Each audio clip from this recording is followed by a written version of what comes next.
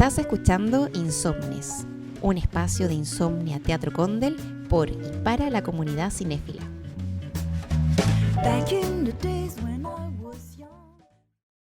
Bienvenidos, bienvenidas a Insomnes, un podcast de Insomnia Teatro Condel. Este es nuestro primer capítulo y estoy acompañada de mi querida compañera del equipo de comunicaciones, Dafne. Soy Valentina y hola. Hola, Vale, ¿cómo estás? Muy bien, muy emocionada. Bueno, es que tenemos que contarles a la gente que nos está escuchando que de verdad estamos muy emocionados de poder concretar. Este es un proyecto muy anhelado de Insomnia por parte de todo nuestro equipo para poder profundizar un poco más allá de nuestra cartelera sobre por qué amamos las películas que damos en nuestro cine.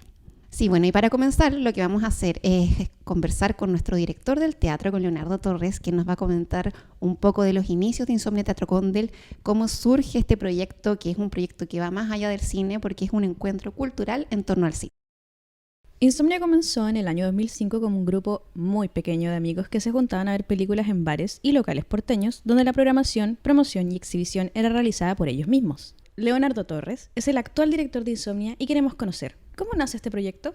Es una pregunta un poco larga, o sea, una respuesta un poco larga, pero Insomnia nace tal cual tú decías, como con esa idea de querer mostrar películas más allá de una universidad, más allá de un festival, y que existiera una opción permanente en la ciudad. Porque finalmente las películas se podían ver de dos formas. Una, un pirateo de VHS en ese tiempo, donde no teníamos acceso a ningún otro tipo de información, y los festivales esporádicos que existían en la ciudad, y no existía nada más que nos pudiera indicar, salvo las salas comerciales, ver otros tipos de cine. Entonces, en un momento nace esta idea de por qué no tener un espacio fijo para mostrar películas, y sobre todo películas diferentes, películas raras, películas asiáticas, películas que no se veían usualmente. Estamos hablando del año 2005, 2006, donde conseguir a veces material que hoy en día uno lo puede encontrar a distancia de un clic, películas como Tarantino, Lynch o cine oriental, era muy complejo conseguirlo. Entonces nace esta idea de poder tener este espacio permanente que es el Insomnia, y que parte primero en la universidad, luego en los bares y después buscando espacios definitivos en espacios icónicos de la ciudad, como fueron el Cine Central, que era un cine triple X, y luego posteriormente el Teatro Condel, que también fue un cine triple X. Bueno, y nos ha costado sacarnos ese estigma del cine porno que no somos en Insomnia Teatro Condel. Bueno, yo te quería preguntar, desde Puerto Bizarro el año 2004 al Cine Grill el 2005, fue un crecimiento rápido en el transcurso de tan solo un año. ¿Crees que existía un deseo muy fuerte en las y los porteños de ver otro tipo de cine más allá de los estrenos comerciales que ayudó a este crecimiento? Sí, y se dieron dos condiciones. Uno, que había como un grupo de personas, ya sea por edad, muchos estudiantes universitarios que estaban ávidos de consumir cine diferenciado, diferente. Pero también el momento en que nosotros partimos, el hecho de haber estado justamente en este Cine Grill, que significa que el cine tenía un bar dentro, se dio como una suerte de trasnoche, el trasnoche de cine.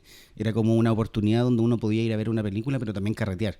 Entonces finalmente se hizo, el nombre Insomnia se hizo como uno con la noche, así como las películas de Batman se hacen una con la noche, y finalmente se hizo muy popular.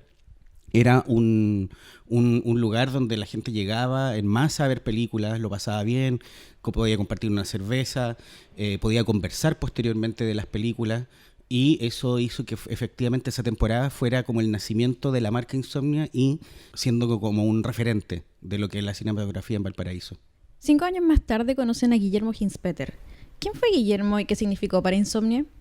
Guillermo se le extraña todos los días. Guillermo Hinspeter fue de esas personas que, así como en las películas, amor a primera vista, a primera conversa, una persona que venía desde Europa, Estados Unidos, que tuvo galerías de arte, que tuvo una gran conciencia social, pero también un gran trabajo con las artes. Y cuando llega a Chile, llega y efectivamente ve que en Valparaíso no existía una sala de cine propiamente tal.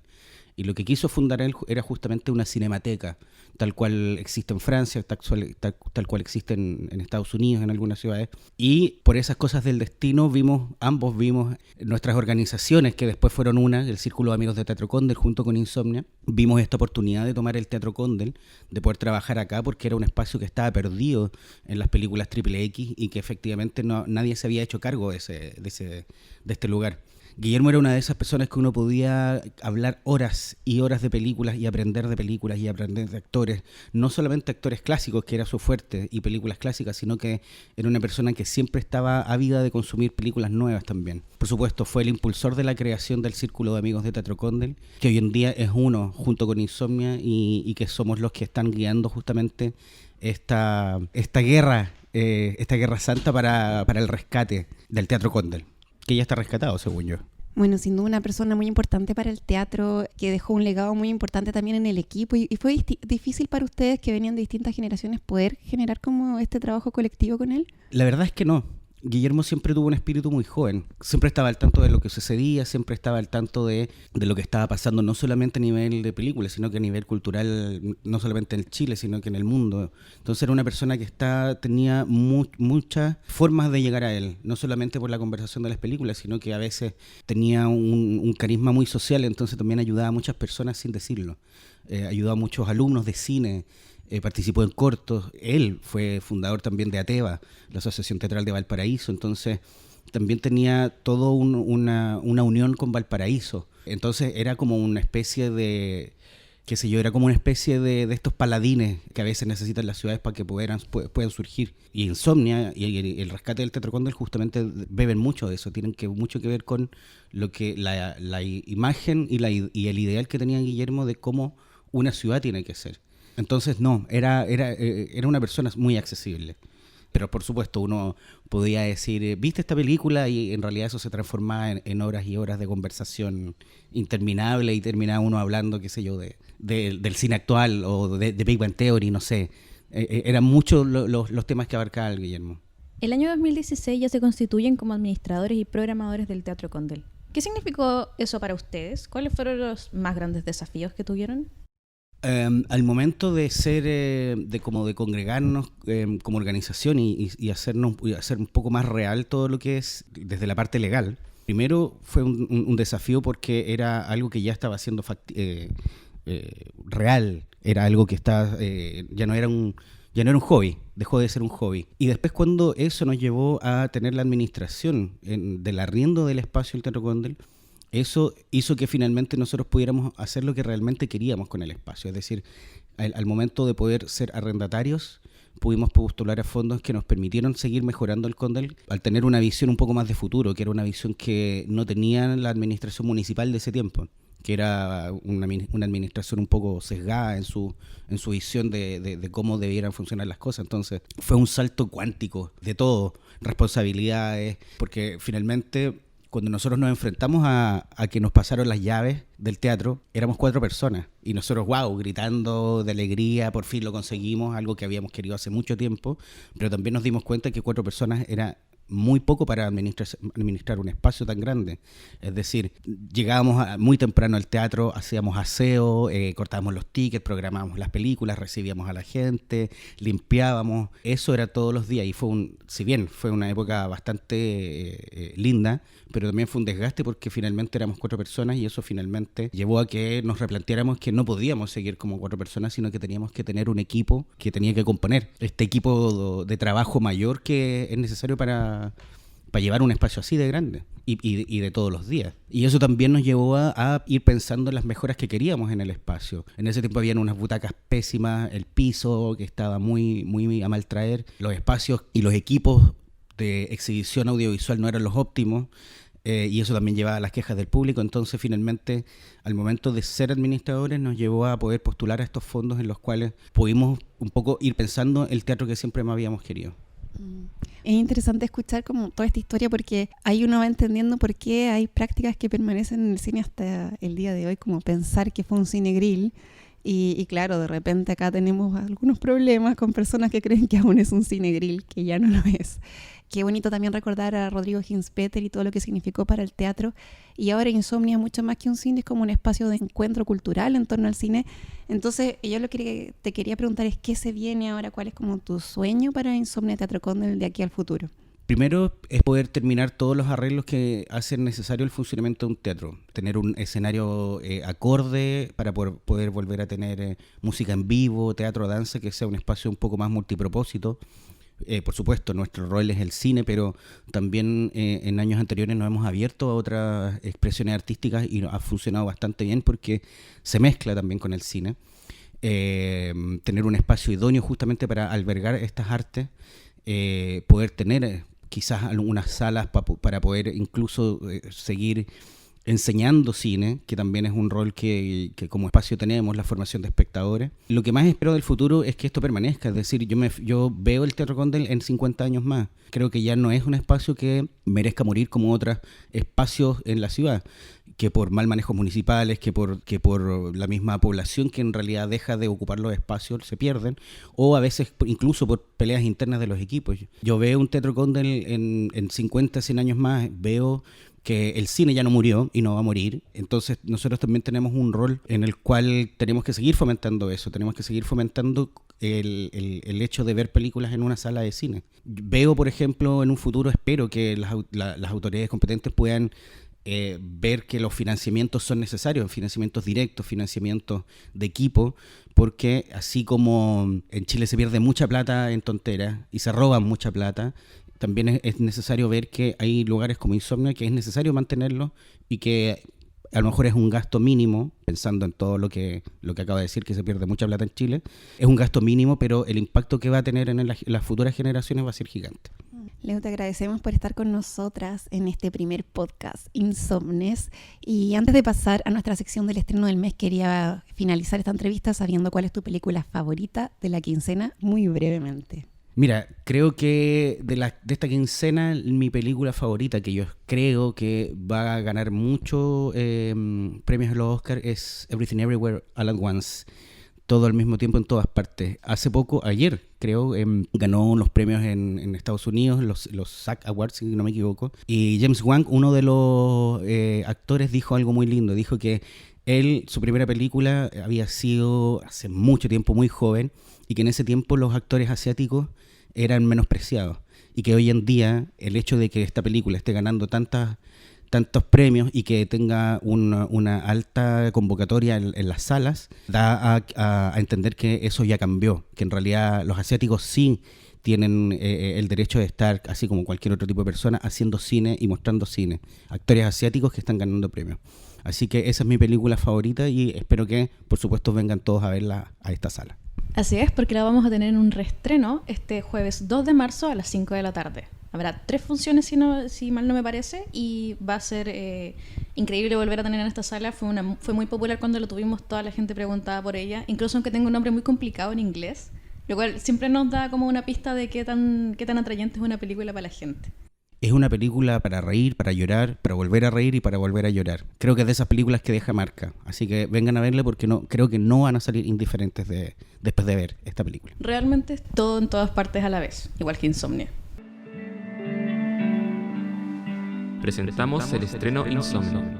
Presentamos el estreno Insomnia.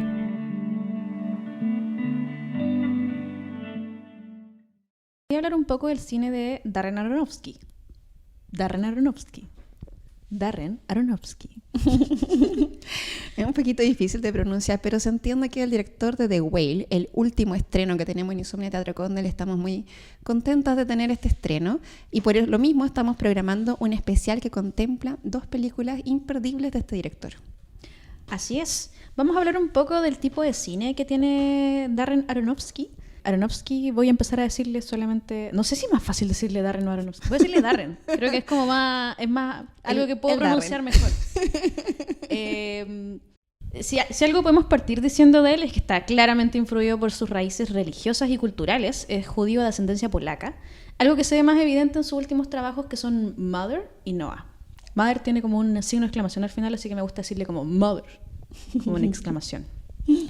Y su cine también tiene tiende a tener un acercamiento hacia lo más psicológico en sus historias, que creo que es lo que más le interesa a la gente cuando viene a ver una película de Darren Aronofsky.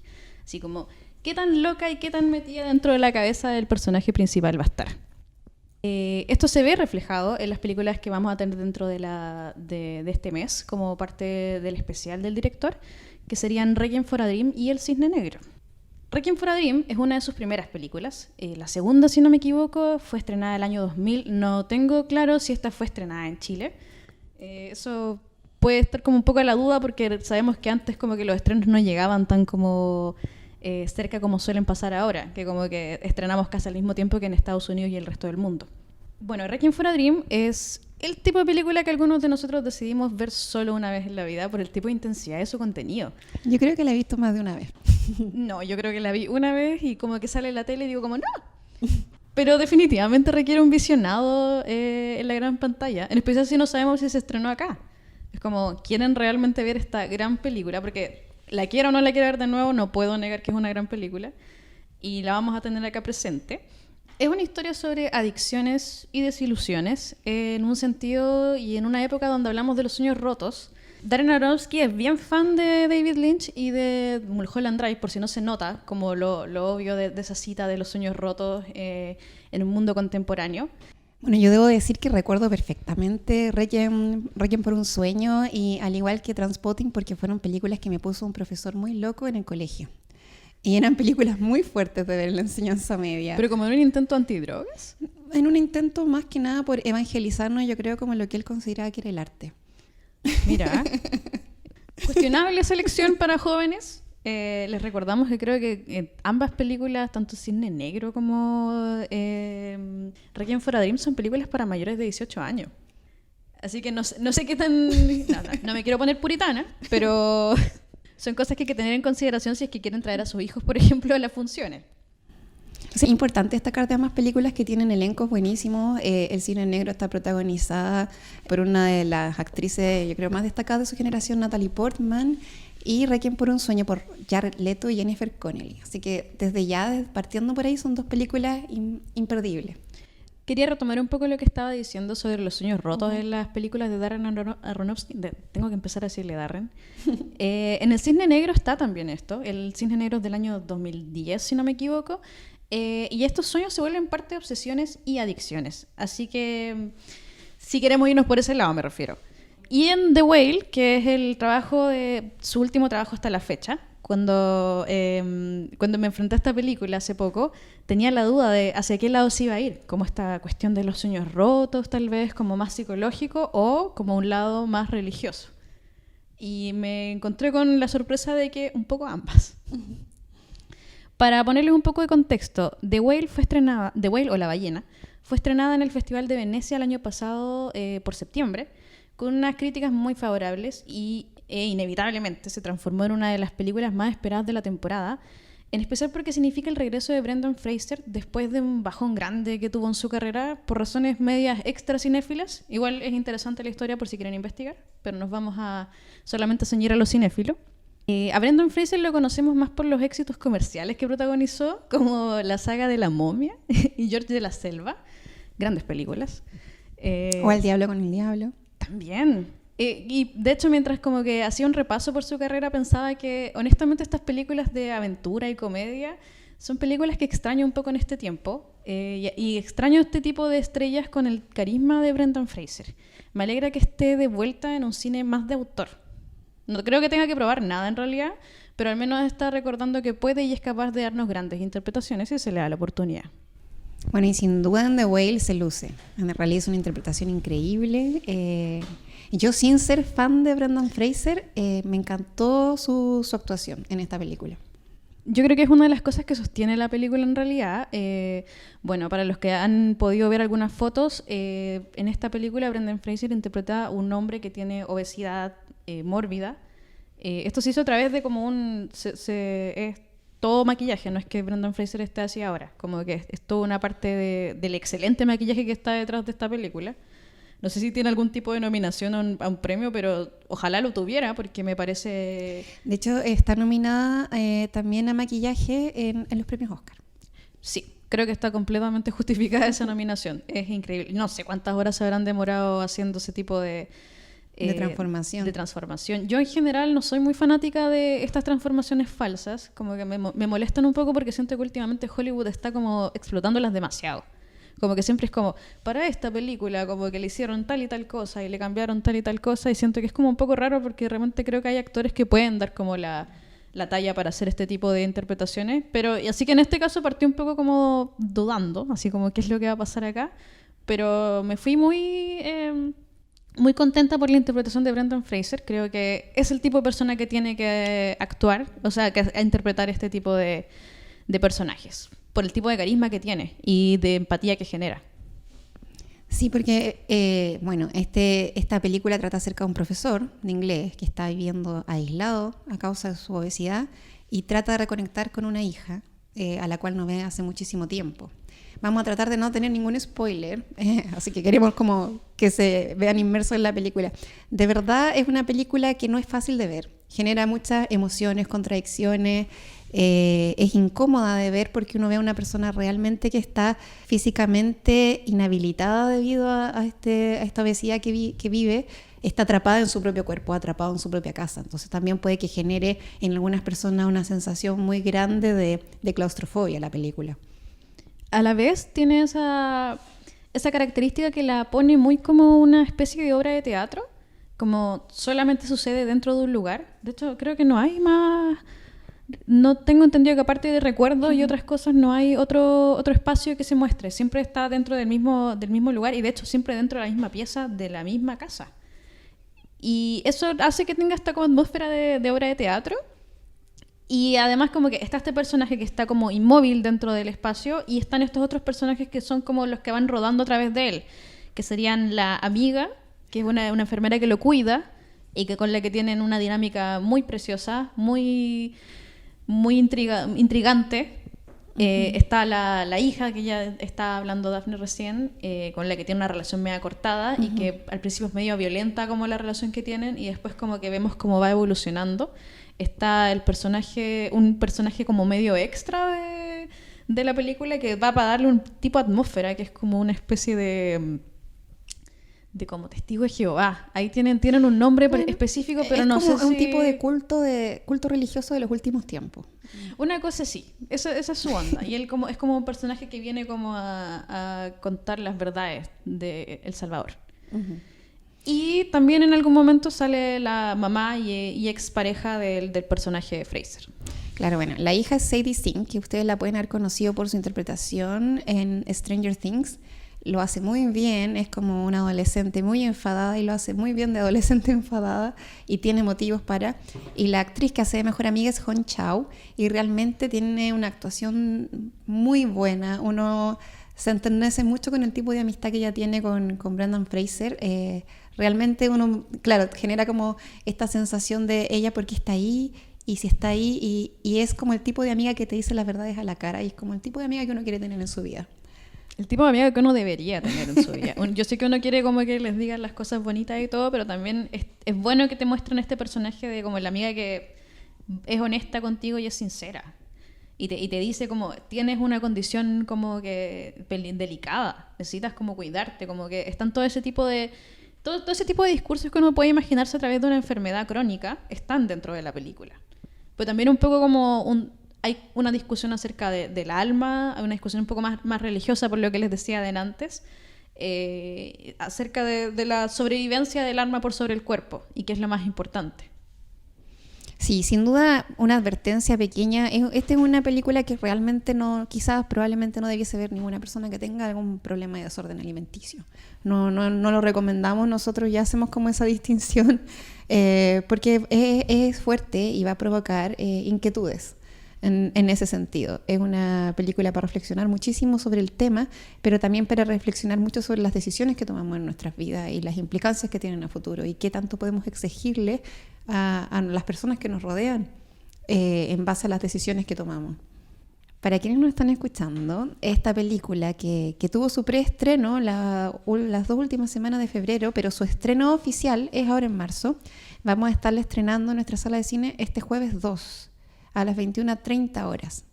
va a tener más programaciones en nuestra sala el viernes. Pueden ver toda esta información en detalle en nuestra página web www.insomniacine.cl. Y está bastante buena, que se hagan su propio juicio respecto a este film. Sin duda no las va a dejar sin opinión. Les va a dar para discutir por muchísimo tiempo.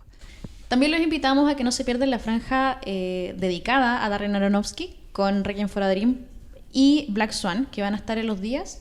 El lunes 6 a las 20:30 va a estar Requiem por un sueño, y el martes 7 a las 20:30 también va a estar El Cisne Negro. Horario estelar. En horario estelar, por supuesto. Así que ya lo saben, no se pierdan The Whale, nuestro gran estreno de esta primera quincena de marzo. Requiem por un sueño, Black Swan, especial de Darren Aronofsky. Pero antes de finalizar este primer podcast, queremos invitarles a escuchar una entrevista que realizamos a Christopher Murray. Christopher Murray es el director de Brujería, el nuevo estreno chileno que vamos a tener en nuestra sala también durante esta quincena. Y además está buenísima, así que por favor quédense escuchando, porque esta película es una investigación además histórica y sociológica respecto a lo que pasó en el sur de nuestro país con la brujería y con los pueblos huilliches. Así que imperdible. Miradas creativas. Conversamos con los y las realizadoras del momento sobre sus procesos creativos. Miradas creativas. Hola Christopher, te damos la bienvenida a nuestra primera edición del podcast Insomnes que estamos realizando junto a Valentina Tagle. ¿Cómo estás, Christopher? Bien, muy bien. Muchas gracias por la invitación a conversar. Bueno, les recordamos que estamos teniendo esta entrevista y que estamos muy felices de tenerla porque el 23 de marzo a las 7 de la tarde vamos a estrenar en nuestro cine Brujería, que es la última película de Christopher. Así que vamos a partir con esta entrevista y queríamos conversar contigo cómo es tu proceso creativo, si escuchas música o te inspiras en alguna lectura en particular al desarrollar algún proyecto. Mira, por lo general mis procesos creativos parten como de territorios, parten de problemáticas que me parecen interesantes situadas en ciertos lugares. Así que en este caso, por ejemplo, para Brujería tuvo mucho que ver como con la historia de Chiloé y el caso judicial en el que se basa la película y el estar mucho acá. Por lo general, toda la escena, historia, todo lo que surge de la película tiene que ver más bien con interacciones acá como estando. Así que sí, por lo general mis procesos creativos nacen desde ahí, como del territorio y lógicamente también mezclado como con las lecturas e investigaciones que estoy haciendo en paralelo, pero ese es como su corazón. Nos gustaría también conocerte un poco más como en el apartado más cinéfilo. Quisiéramos saber si hay algún director vivo o muerto que te inspire o alguna película que también tengas como entre tus favoritas.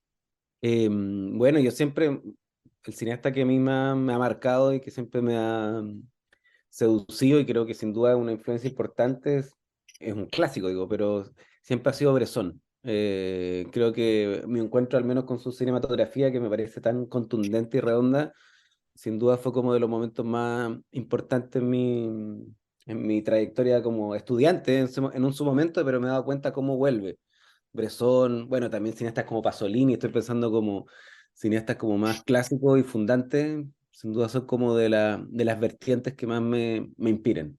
¿Y película de Bresson? Película, bueno, Diarios de un cura rural, una película que me fascina, o Al azar de Baltasar, también, dos películas como importantes, muy importantes. Bueno, ya pasando más a tu trabajo, queríamos comentar que tus largometrajes que has trabajado tanto con largometrajes de ficción como con documentales. ¿Qué te Ujú, acomoda de cada uno y cuáles serían sus respectivas dificultades? Estamos pensando en documentales como Propaganda o como Dios, y ujú, después podemos ujú, transitar a largometrajes como El Cristo Ciego. ujú. Sí, bueno, son procesos muy distintos, sobre todo los documentales que yo he trabajado han sido trabajos colectivos desde MAFI como grupo de trabajo, entonces claramente de una naturaleza distinta, son documentales observacionales, pero yo creo que tienen en común que también son aperturas hacia realidades, son como formas de investigar la realidad para mí. Yo pienso mucho el cine como indagaciones, como exploraciones, a lo real, tratando como de generar un artefacto expresivo desde ahí. Y en ese sentido, se parecen, por así decirlo, como búsqueda, pero claro, formalmente tienen búsquedas muy distintas. Yo creo que en el caso del documental, lógicamente tiene mucho de capturar, de esperar, de estar presente en situaciones como sociales, que en este caso eran eventos sociales importantes y temáticas como transversales de la sociedad chilena, a partir como de la espera y la captura de momentos como reales, de unas pequeñas como joyas cinematográficas que uno va como tratando de capturar con el lente. Y en el caso de la ficción, yo creo que uno tiene bueno, hay un elemento lógicamente más de fabulación, donde uno va como especulando, imaginando sobre lo real. En este caso, por ejemplo, en Brujería, una película que se basa en un hecho real, pero lógicamente sobre eso hay una construcción como expresiva bastante grande y libre también. Y eso también le da mucha como soltura. Pero bueno, hay componentes reales también. El Cristo Ciego, una película que pese a ser una ficción, trabaja junto como a las comunidades de la Pampa Alta Marugal, que son los actores básicamente de la película, y todas las historias que circulan son historias reales. Entonces, creo que de una otra manera ese apego también al documento, llamemos como documento social, histórico, como del territorio, siento que igual se va impregnando en cada una de las obras independientes, sean procesos más observacionales, documentales o más derechamente ficcionales.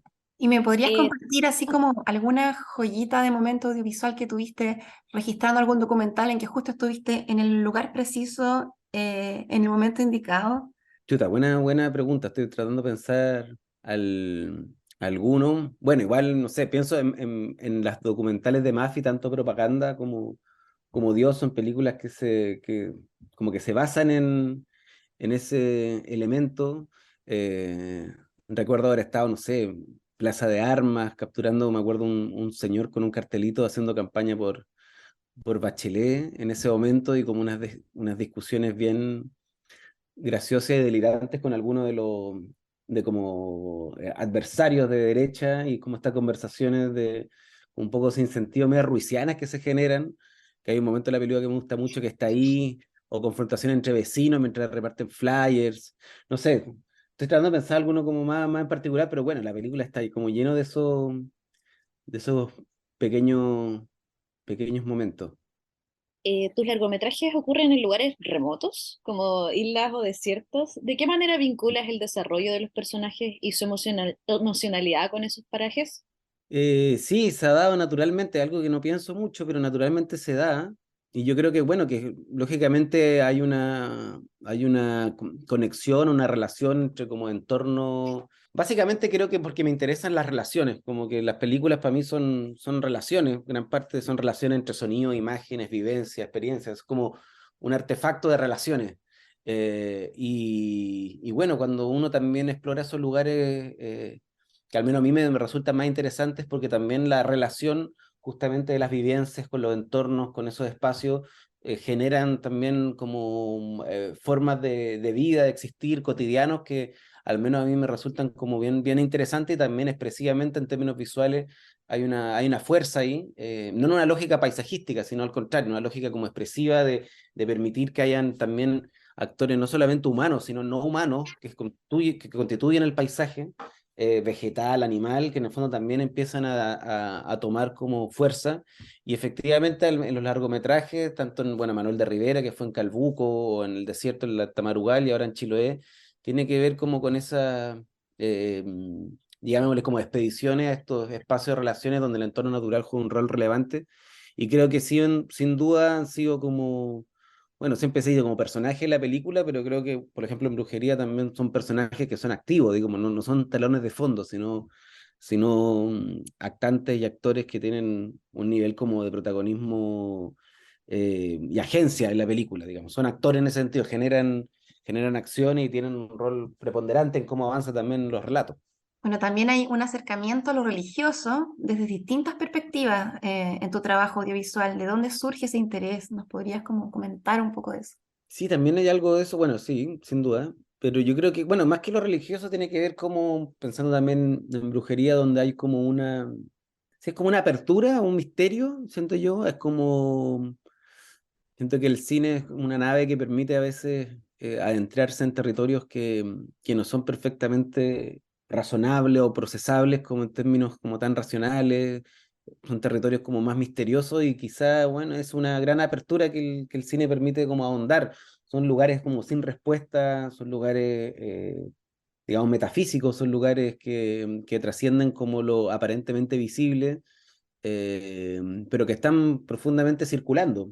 No sé, pienso acá en Chiloé, algo que circula constantemente, que es parte como muy relevante del tejido social, y creo que adentrarse en esos territorios medio sin respuesta, al menos a mí me parece muy fascinante, y creo que el cine tiene una capacidad y una, no sé, y una profundidad para poder adentrarse en esos territorios que al menos a mí me ha resultado bien interesante, pero siempre de la lógica de algo medio inexplicable, indescifrable, que también es un misterio que también a uno lo mantiene como captivo, también en términos como de interés. Yo creo que por ahí también va de distintos ángulos. El Cristo Ciego, que creo que es algo que está más vinculado a las historias íntimas y a la aproximación de esos territorios no semibíblicos del país, con la historia íntima de la realidad de la Pampa del Tamarugal. Creo que en Dios es una experiencia más sociológica, por así decirlo, como del fenómeno de la religión en distintas comunidades. Y en brujería, claro, se abre no desde lo religioso, sino más bien como desde, sí, como lo dentro de lo sobrenatural, espiritual. Mm. lo más espiritual quizá en esta isla que tiene una lectura donde lógicamente lo religioso circula en la lógica como más clásica, pero que lo trasciende y se abre como a otras dimensiones. Pero sí, mi respuesta a eso quizás tiene que ver simplemente con la inquietud de ese misterio medio inacabable que también va oxigenando los procesos creativos y artísticos. Nos gustaría conocer un poco de cómo se gestó Brujería. Dijiste que estaba basada en una historia real, pero cómo llegaste como a querer perseguir esa historia y a finalmente realizarla. Claro. Bueno, mi abuela, Gabriela, es chilota. eh, entonces, de cierta manera, igual la isla, pese a que yo no nací acá, fue algo bastante como cercano, como espacio, como lugar, un poco instalado en la mente, como con historias, vivencias, etcétera. Y después de un tiempo, bueno, empecé a venir ya como por interés propio y así llegué, digamos, a este caso, que es un caso real de finales del siglo XIX, eh, de una persecución del Estado de Chile contra la recta provincia, una organización llamada de brujería, digamos, que era una institución como súper pregnante en la isla, de un carácter sincrético y por lo tanto también muy propio, que mezclaba elementos indígenas huilliche con elementos muy sincréticos, digamos, de cómo se fue poblando esta isla. Entonces, un sistema como de justicia a partir de la brujería muy único. Y eso me pareció muy fascinante, la idea de esta como lógica antagónica en confrontación en un contexto histórico, o sea, digamos, un proceso como de colonización muy único en cómo se hizo, y eso me pareció interesante. Y uno se da cuenta que es un proceso que, pese a que sucedió una persecución política, digamos, a estos grupos a finales del siglo XIX, igual en el fondo son historias que siguen circulando y que siguen tejiendo a la isla constantemente en sus relaciones sociales, y ese componente como de, comillas, la brujería acá tiene un rol identitario, y me pareció muy interesante explorar eso en este contexto histórico, y también reivindicando un poco la palabra brujería, que yo creo que usualmente se ha ocupado históricamente ya en la isla como una manera despectiva de invisibilización de ciertas prácticas, de peyorativo respecto a ciertas culturas, ciertos orígenes, pero que yo creo que acá en la isla una de las gracias es que es una palabra que se resignifica desde una lógica más desde la resistencia, desde el orgullo, desde el combate, desde la justicia, o sea, tiene como connotaciones que parecen súper relevantes como, e interesantes y entretenidas también de explorar. Y así fue investigando, investigando y finalmente dando con la historia que se van a encontrar ahí en Brujería. Bueno, profundizando un poco más en este, muy interesante todo lo que comentas, porque por lo general los pueblos ancestrales tienen una concepción de justicia muy distinta de Occidente, como es una justicia comunitaria. No, no es un castigo de agarrar al sujeto y aislarlo, y es todo es algo comunitario y tiene como una raíz identitaria muy profunda. Pero pasando al otro lado, en tus films anteriores los protagonistas generalmente son hombres, como en Propaganda, en El Cristo Ciego. ¿De qué manera construiste el personaje femenino de brujería? Y tomando en cuenta claro, en la isla los pueblos indígenas eran chonos, huilliches, y hay mucho que desconocemos Ujú. de esos pueblos justamente por todo el proceso colonizador. Sí, bueno, la colonización acá en ese sentido fue muy pregnante, muy como devastadora en ese sentido, a diferencia de otros lugares del país.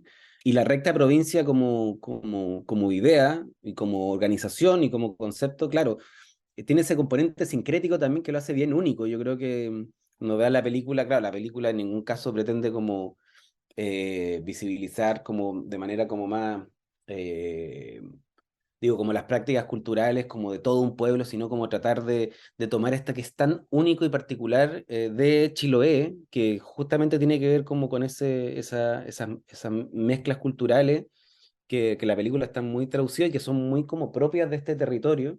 eh, y contarlo a partir de Rosa, sí, yo creo que fue para mí muy interesante también porque efectivamente yo creo que cuando uno narra desde un rol masculino, efectivamente uno narra, claro, más desde lo que conoce, más desde los afectos que uno mismo como que ha vivido y transitado, pero también hay ciertos minutos donde al menos para mí el cine se transforma más bien en un espacio de apertura como a lo otro, al otro, a la otredad, y en ese sentido me pareció como muy relevante que la película estuviera contado desde la perspectiva de Rosa Reina, en este caso, de esta niña, me parecía que había ahí una oportunidad también bien orgánica, quizás no tan racional, de también poder adentrarse en los afectos de lo que podría ser, en el fondo, como esa vida y ese componente de género que lógicamente también está circulando en la película en relación a la brujería, y obviamente con toda la apertura, porque obviamente uno tiene que, cuando uno se adentra a hablar desde los pies, quizás de alguien que no tiene la experiencia de vida de uno, eso implica una responsabilidad, un respeto, una necesidad de investigación y de apertura, que en este caso junto con los diálogos con Valentina, que es la actriz, con las personas que fueron nutriendo el guión, es la única manera de poder ir abriéndose también a esas experiencias de vida y también cuando uno termina la película, uno siente que también se ha abierto a experiencias y a entendimientos afectivos, narrativos, que no necesariamente son los más familiares a uno, pero que la película va permitiendo acercar, y eso al menos a mí me fascina mucho del cine como experiencia de enriquecimiento también. Bueno, Christopher, ya más como para finalizar, ¿cuál fue el mayor desafío que enfrentaste para desarrollar esta película? Bueno, esta película es una película llena de desafíos. Siempre una película es un desafío, pero esta es una película que, bueno, una película de época, así que ahí había un desafío como bien interesante de recrear el Chiloé de finales del siglo XIX, junto a un hermoso equipo, digamos, de arte, liderado por Bernardita Baeza y todo un equipo gigante de personas que también trabajaron ahí. Así, había un componente como de época que yo no lo había trabajado y fue muy, muy interesante. Hay un componente, bueno, sobre todo temático, es una temática muy compleja y muy, ¿cómo llamarla? Como ambigua también, porque va mezclando elementos que son difíciles a veces de determinar con tanta exactitud qué es brujería, qué no es brujería, etcétera, etcétera. Entonces, la película también se adentra en esos misterios y en esos espacios más ambiguos. Y eso creo que en términos del guión y narrativamente fue muy como seductor trabajarlo y generar esos misterios también dentro de la película para que el espectador vaya navegando. Entonces, también es una temática como súper interesante porque tiene facetas afectivas, políticas, y nada, hay ciertos componentes de género me refiero también como el género del horror. Siento que nada, que juega con hartos elementos, entonces en esa, digamos, mixtura fue súper desafiante en términos de guión. Y lo otro que yo creo que de puesta en escena también hay un elemento como de cómo trabajar a la isla desde una perspectiva como bruja, ¿no es cierto? Como cómo se tiene que mover la cámara, cómo tiene que flotar, cómo se tiene que escuchar este espacio, para poder también llevar al espectador a viajar por un mundo que es muy único y que es muy propio como de este lugar. Y en ese término puesto en escena también fue súper como desafiante, interesante. También en términos de casting fue un desafío gigante. La película tiene desde actores, digamos, europeos como internacionales, por así decirlo, mezclado con talentos nacionales reconocidos, pero también como con una actriz debutante en la película. Entonces también habían distintos bagajes de experiencia que se fueron tejiendo en la película. Entonces, una película con muchos elementos y eso fue súper interesante de ir depurándolos, ir encontrando la ruta para contar este viaje y que el público pueda disfrutarlo. Así que muy, muy desafiante, pero también con equipo de producción muy bueno. Entonces, creo que fue un trabajo también bien colectivo y bien desafiante, pero bueno, muy entretenido también. nos dejaste hartas razones por las que creo que deberíamos verla, pero igual queremos como tu discurso final de como por qué nos recomendarías a nosotros y a los insomnes a ver esta película en la pantalla. Sí, bueno, yo he ido hartas veces a Insomnia con la otra película, así que creo, o sea, conociendo más o menos como el público cinéfilo también que va y el público que sabe harto de cine y que valora como también las producciones cinematográficas como con contenido o con densidad, me parece que esta es una película que puede dar harto que comentar. Es una película que, como te digo, se adentra, que es una película entretenida, contada desde la perspectiva de Rosa, que con una actuación muy increíble de Valentina, que está debutando. Y yo creo que la película, más allá de contar este viaje como emocional, íntimo, también se adentra en temas que yo creo que son bien contingentes, que tiene que ver como los países tramitan también como la diferencia cultural, y creo que algo que hoy en Chile estamos en un proceso todavía donde queda mucho, digamos, como poder tratar de generar esos entendimientos culturales o esos entendimientos como de cosmovisión, etcétera, y poder agruparlo bajo la idea de un país. Entonces creo que hay harto de la película que puede permitir desde un hecho histórico fascinante, único, jamás contado, al menos en el cine, adentrarse a estas temáticas que son bien contemporáneas y son relevantes, y si la película puede hacer un aporte ahí, a partir de un viaje cinematográfico, me parece bacán, y aparte que, bueno, verlo en pantalla grande creo que vale la pena, una película que está muy pensado para eso también, o sea, para la experiencia cinematográfica inmersiva. Entonces, creo que teniendo la oportunidad ahí de mostrarla en este teatro, que aparte está tan lindo ahora, del Teatro Condel, que la gente vaya, ojalá se anime y nos podamos encontrar para seguir hablando en profundidad con el público en las funciones que se den ahí en Valparaíso. Muchísimas gracias, Christopher. Bueno, el cine es un placer colectivo, es una de las cosas que reivindicamos en nuestra sala de cine en Insomnia Teatro Condel. Así que para todas las personas que nos están escuchando, conversamos con Christopher Murray, director de Brujería, película que estrenamos el jueves 23 de marzo a las 19 horas con Cineforo, para que no se pierdan esta oportunidad de conversar en vivo y en directo con el equipo que creó esta pieza audiovisual. Pero además tendremos 3 funciones más en el mes de marzo, así que para la gente que nos está escuchando, están todos invitados. Y muchísimas gracias a ti, Christopher, por darte este tiempo de conversar con nosotras en este primer podcast Insomnes. No, muchas gracias realmente a ustedes por la conversación, por el espacio, y espero que podamos seguir conversando ahí en vivo en las funciones. Y nuestra próxima reunión será en vivo, así que ya nos estamos encontrando. Adiós. Chao, chao. Miradas Creativas. Conversamos con realizadores del momento sobre sus procesos creativos. Miradas creativas. Bueno, así que esta imperdible Brujería, les recordamos que es un estreno para el jueves 23 de marzo, así que estén muy atentos y atentas a este estreno y esperamos les haya gustado muchísimo este podcast. Eso ha sido todo por hoy. Muchas gracias por escucharnos y acompañarnos en nuestro primer episodio. Pueden encontrarnos también en www.insomniacine.cl y en nuestras redes. En Instagram somos insomnia-teatro-condel, en Facebook somos insomnia.alternativa de cine y en Twitter somos @insomniacine.